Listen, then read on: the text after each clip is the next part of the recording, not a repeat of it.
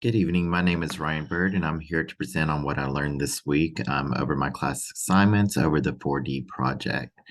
After watching Operation Asha, one thing that I realized from watching the video was that you should always utilize all the available resources or those that have been made available to you, and that it takes a team to work together um, to get the successful end result. It was a very amazing video, and I love the end result that they came out with to be able to help all those individuals in the end. So it really takes a team to make this work. So after reading through all the class information and materials, one thing that I started thinking about is one thing that we could help us in my work environment.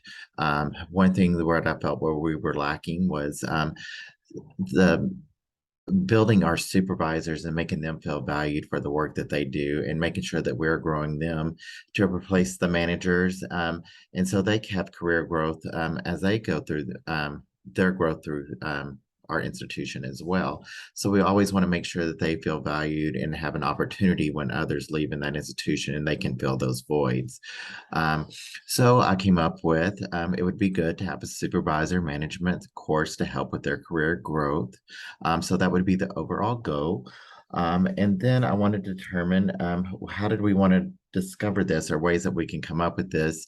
And so we want to determine what do they want to learn. So actually work with the supervisors. So I sat down with a couple of them to see what do you want to learn? What do you feel that you're lacking? How can we help you succeed in your job? Then what were the future plans? What was our dream?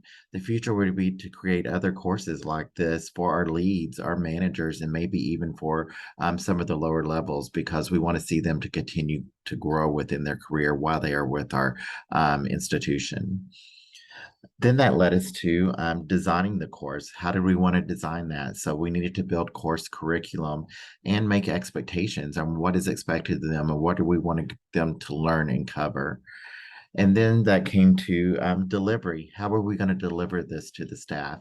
We were going to have weekly classes, our training sessions with them to go over the different courses that we had built together. So one thing after talking to them was we were going to build a survey to go out to them and then even set up one-on-one sessions.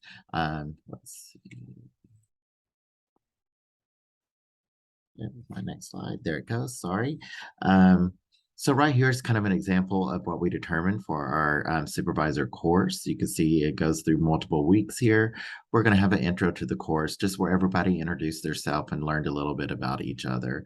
Then we're going to go over emotional intelligence, let them know what this is, the components of it, and then have them do a self-assessment. HR 101, this is very important when you become a manager or supervisor.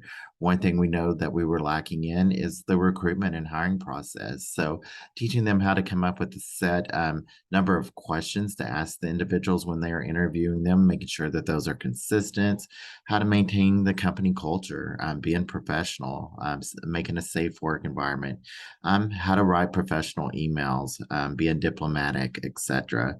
New hires, how do we onboard them? Different introductions. You don't want to bring a new hire on board and never introduce yourself. Time management, that's something young supervisors definitely lack, and you learn the more that you're in the field. So definitely teaching them and how to do a better job at this. Absenteeism, this is something they need to learn to handle. You need to be present and also stressing that to your staff as well. Communication and providing feedback. This is something that's important because one thing you have to do is evaluations and different things like that once you become a supervisor or manager. Talking different things about being professional. Also, their different duties. What are supervisors and managers supposed to do?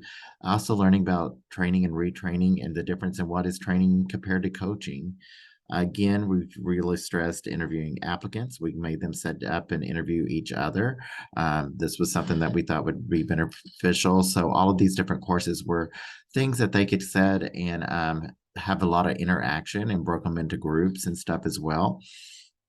We did staff development and different certifications that they could do, leadership skills, inventory and consumables. And then we would end with a course wrap up where they had to pick two of the classes that they really enjoyed and they'd do a presentation over that and then talk about something that they didn't like or areas that we might improve.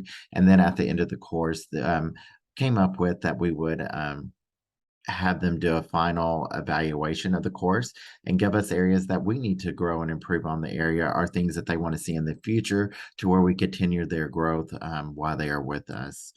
Um, and so that was kind of the goals and the things that I found in the 4D process really made me to be able to break this up into the different sections and really gave me a visual of how this can actually work. And I can see this being something I use in my daily routine. So how did I approach the scenario? So the thing I wanted to do was really state the expectations, what we wanted to them, and then I really wanted to be open to their conversations, let them be open and really listen and value their opinions. And then, was there really any surprises in this? I was actually when talking with them how responsive they were, and I kind of did a little demo with, like I said, two of them throughout the week, and they were very interactive and really had a lot of questions about the different things. And they were very curious because there were some things that they actually didn't know. And so this was some things that I really enjoyed, and it made me I love seeing their aha moments when explaining this to them. Okay. Also, what else did I like about this going through this week's material? I really enjoyed how the ASHA study took people from the communities to help provide care and treatment to those in needs.